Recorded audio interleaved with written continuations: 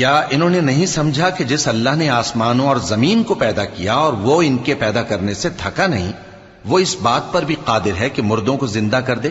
ہاں، کیوں نہیں، وہ ہر چیز پر قادر ہے۔ اور جس روز انکار کرنے والے آگ کے سامنے کیے جائیں گے تو ان سے پوچھا جائے گا کیا یہ حق نہیں ہے؟ تو کہیں گے کیوں نہیں، ہمارے پروردگار کی قسم یہ حق ہے۔ اللہ فرمائے گا کہ تم جو دنیا میں کفر کیا کرتے تھے تو اب اس کی وجہ سے عذاب کے مزے چکھو۔ پس اے نبی، جس طرح اور عالی ہمت پیغمبر صبر کرتے رہے ہیں اسی طرح تم بھی صبر کرو، اور ان کے لیے عذاب جلدی نہ مانگو۔ جس دن یہ اس چیز کو دیکھیں گے جس کا ان سے وعدہ کیا جاتا ہے تو یہ خیال کریں گے کہ گویا دنیا میں رہے ہی نہ تھے مگر گھڑی بھر دن۔